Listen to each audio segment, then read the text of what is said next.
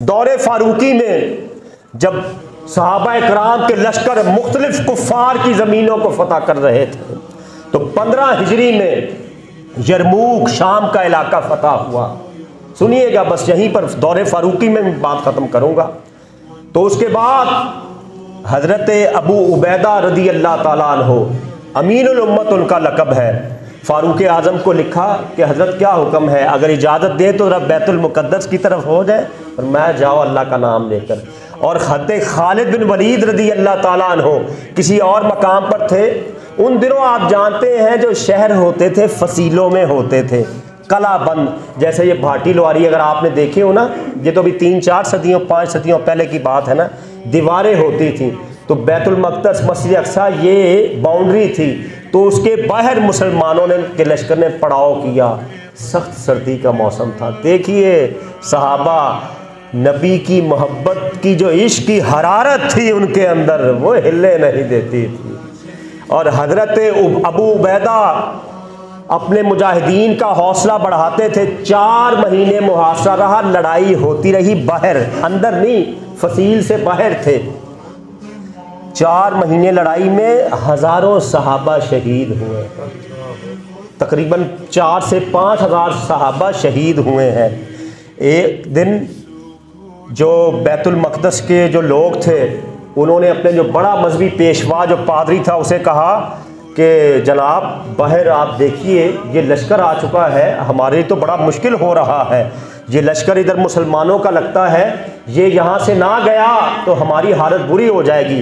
वो पादरी आया कले की दीवार पर, कहने लगा ऐ मुसलमानों, तुम जानते हो तुम किस शहर पर कब्ज़ा करने का प्लान कर रहे हो? ये बैतुल मुक़द्दस है, ये अल्लाह का घर है, हज़रत ईसा अलैहिस्सलाम की विलादत गाह है। जिसने भी इसकी तरफ बुरी आँख से देखा है अल्लाह का उस पर कहर नाजिल होता है। अब अमीर लश्कर हज़रत अबू उबैदा रदी अल्लाह ताला ने बोले, कहने लगे पादरी सुन, हमें पता है यहाँ अंबिया कराम नाजिल हुए हैं, हमें पता है यहाँ उनके मज़ारात हैं, अहले इस्लाम का किबला अव्वल है, ईसा अलैहिस्सलाम की विलादत गाह है, लेकिन इस अजीम शहर के तुमसे ज़्यादा हम हक़ रखते हैं। तो उसने फिर पादरी ने कहा हमारी किताबों में लिखा है ये शहर कौन फतह करेगा, उसकी सिफ़ात भी लिखी हैं, उसको बुला लो तो फिर हम इस शहर को बग़ैर लड़े तुम्हारे हवाले कर देंगे। जब उसने हुलिया बयान किया तो हज़रत खालिद बिन वलीद सैफुल्लाह, अल्लाह की तलवार, हज़रत अबू उबैदा ने पेश किया। और पादरी कहने लगा जो सिफ़ात मैंने पढ़ी हैं वो नज़र नहीं आती, चलो सिफ़ात तुम्हें नहीं बताता, उस शख्सियत का नाम बता देता हूँ जो तौरात व इंजील में लिखा है कि अल्लाह उसके हाथ पर इस शहर को फतह करेगा। सहाबा ने कहा नाम तो बताओ। कहने लगे उनका नाम है उमर बिन ख़त्ताब रदी अल्लाह ताला अन्हु। सहाबा ने ज़ौक़े मोहब्बत में फ़र्ते इश्तियाक़ में नारा बुलंद किया, कहा ओ पादरी वो तो हमारे खलीफा अमीरुल मोमिनीन है। फ़ौरी हज़रत अबू उबैदा ने ख़त लिखा मदीना मुनव्वरा की तरफ फ़ारूक आज़म को। हज़रत फ़ारूक आज़म ने मशवरा किया शेर खुदा अलीउल मुर्तज़ा से, हज़रत अली शेर खुदा आपकी इल्म व हिकमत पे कुर्बान जाए, कितने दानिश्वर थे। कहने लगे अमीरुल मोमिनीन जल्दी कीजिए, ये मौका गंवाने वाला नहीं है, आप अल्लाह का नाम लेकर खुद जाइए और इस्लाम के किबला अव्वल को इन ईसाइयों से आज़ाद करवाइए। फ़ारूक आज़म ने नफल पढ़े, रोज़ा मुस्तफ़ा अलैह तहियत व सना पर आए आका की बारगाह में कि हुजूर ये आपकी मेहरबानियाँ हैं, आपकी करम नवाजियाँ हैं कि जो हमारे तज़किरे तौरात व इंजील में हो रहे हैं, आप कुर्बान जाइए। नबी की अज़मतें तो एक तरफ हैं, नबी के सहाबा की अज़मतें भी पहली किताबों में मरकूम थी। कमाल है, हैरानी होती उस शऊर पे जो नबी के सहाबा की अज़मत बयान की जाए, सिफ़ात बयान की जाए तो उनको कुछ प्रॉब्लम होती है। हमारा ये अकीदा है कि हर सहाबी नबी जन्नती जन्नती। जरा आपको भी ऊँची आवाज़ में कह देना चाहिए। फ़ारूक आज़म रज़ी अल्लाह ताला अन्हु चंद सहाबा को लेकर चले और जब चले रास्ते में, और कितने दिनों बाद फिर देखिए फ़ारूक आज़म जिन रास्तों से गुज़रते गए उन रास्तों में पता चलता रहा कि अमीरुल मोमिनीन आ रहे हैं। अब आप जिस बस्ती जिस इलाके से गुज़रते रहे उनके मसाइल हल करते रहे, उनकी देखभाल करते रहे, ये होता है हुक्मरान। मेरे दोस्तों ये होता है लीडर जो चलता है तो हर इलाके की खबरगिरी करता है। किधर गए वो लोग हैं? आंख जिनको ढूंढती है, दिल जिनको ढूंढता है, कहाँ है वो आदमी? फारूक आजम आए रदी अल्लाह ताला अन्हो, तो जब लश्कर के पास पहुंचे तो लश्कर वालों ने इस्तकबाल किया। हज़रत अबू बैदा ने कहा, हजरत आपके लिबास पर 14 पैबंद लगे हुए हैं और ये सादा सी ऊँट की सवारी है, आप तुर्की नस्ल घोड़ा, जैसे आज के दौर में गाड़ी में मर्सिडीज़ और ये बड़ी बड़ी गाड़ियाँ, उस दौर में वो घोड़ा था।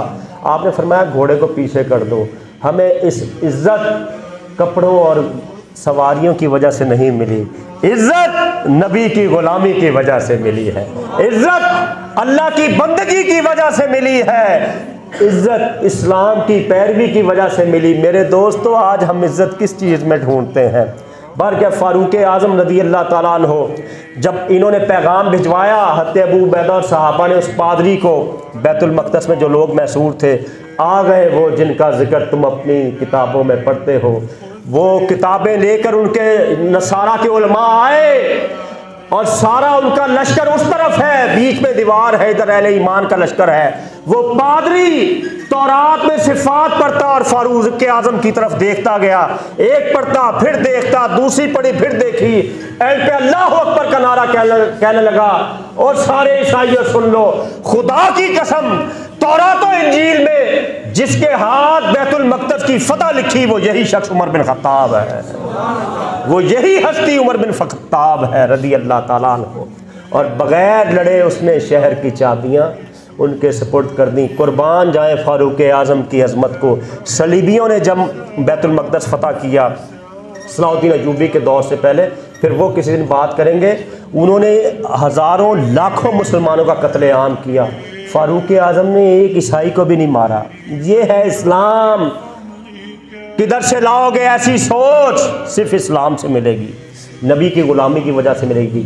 और जब नमाज का वक्त आया तो किसी ने कहा, हज़रत वो सामने चर्च है वहाँ पढ़ लीजिए। फरमाया नहीं, कहीं ये बाद में सुन्नत ना बन जाए, मुसलमान जिस इलाके को फ़तह करें और उनके इबादत गाने चर्च ना गिरा दें, मैं बाहर पढ़ लूँगा ताकि दूसरे मज़हब के लोगों को भी पता चले कि इस्लाम हम पर कब्ज़े करने नहीं आया। इस्लाम का एक ही मतबा नज़र होता है, जुल्म को मिटाता है इस्लाम। इस्लाम का मकसद ईसाइयों, हिंदुओं, दूसरे मज़हब के लोगों को तहे तेग करना नहीं है। 3 चीज़ें इस्लाम पेश करता है कि पहले कलमा पढ़ लो, नहीं, दूसरी बात जिजिया देकर हमारे अब जिसको ज़िम्मी कहते हैं वो बन के कबूल कर लो, फिर रहना शुरू कर दो, तीसरी बात फिर जिहाद होता है। इस्लाम दुनिया से जुल्म सितम के ख़ात्मे के लिए आया। और फ़ारूक आज़म के दौर में बैतुल मक़दस फ़तह हुआ और बड़े बड़े जलीलुल क़दर सहाबा और ताबईन जहाँ आए। इमाम ग़ज़ाली अलैहिर्रहमा की चिल्लागाह बैतुल मक़दस ही थी। बड़े बड़े सालहीन इधर आते रहे। अल्लाह करीम की बारगाह में दुआ है कि जो वहाँ पर जुल्म सितम कर रहे हैं, या अल्लाह पहली तो दुआ हम यही करेंगे, उनको हिदायत नसीब फरमा। मौला करीम अगर उनके नसीब में हिदायत नहीं तो अपने गैबी फरिश्ते भेज, अबाबील भेज और उनको नेस्तो नाबूद कर दे। और अगली बात, या अल्लाह करीम 57 इस्लामी ममालिक है, इनको ईमानी गैरत नसीब फरमा। फारूक आज़म के ईमान की एक ज़र्रा ही या अल्लाह अता कर दे, ये तेरे दीन के लिए खड़े हो जाए, अपने ज़ाती मफादात को पसे पुश डाल दे, तेरे दीन के लिए आगे आ जाए। तो वो दिन दूर नहीं कि जब फिर हम देखें बैतुल मुक़द्दस को आज़ाद होते हुए देखें हमारी आँखें, और हम वहाँ की ज़ियारत करें, वहाँ नमाज़ पढ़ें और फ़लस्तीन के मुसलमानों को आज़ादी नसीब हो और इस्लाम की बहारें वैसे ही आए जैसे दौरे फ़ारूकी में थी।